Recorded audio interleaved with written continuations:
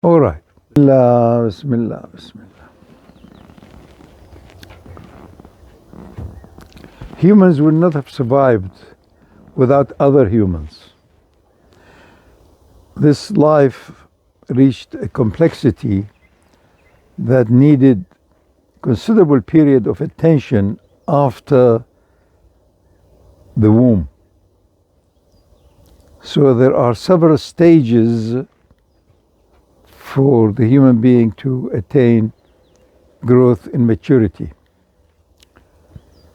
So the first few weeks are very critical, the first few months are very important, the first few years leave a big impact on you for the rest of your life. The human being, human nature, is a combination of a sacred, divine, heavenly energy we call soul or spirit. Our feeble mind cannot understand its nature. It just knows it is something very powerful, and it follows rules and regulations that we can barely understand.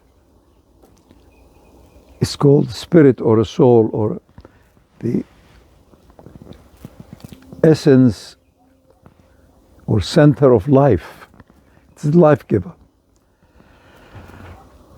The issue is that each one of us thinks that this center in us, which has given us life, is exceptionally unique, and therefore I am unique, and so does everybody else think. In truth is that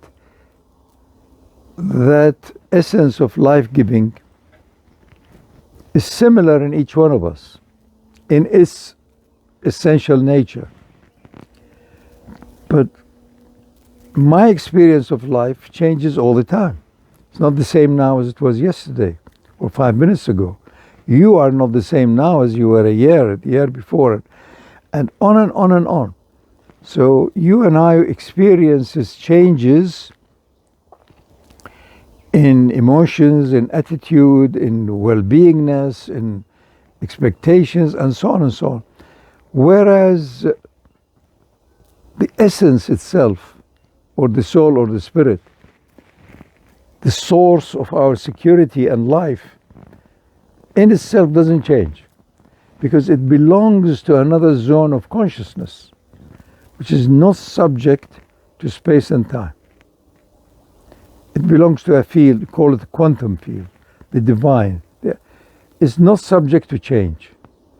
Whereas it enables this combination of it and the animal, which is ever evolving for billions of years, from maybe a cell to on and on and on, and to complexities until, if you like, humanids and the human.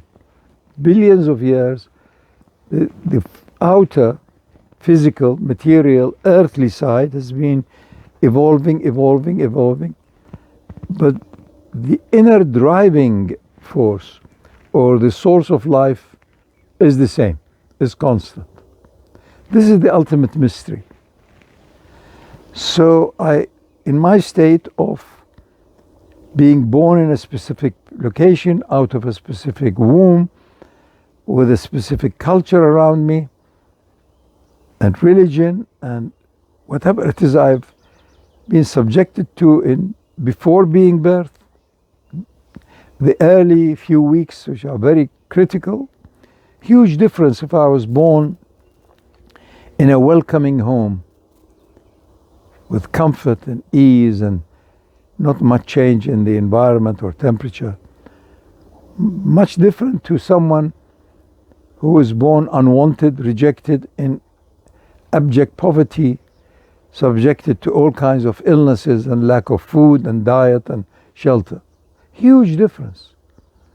So the experience is a combination of an earthly, worldly, interactive being, energized and given life by something else, if you like, called heavenly. So it's the marriage between heaven and earth brings this individual.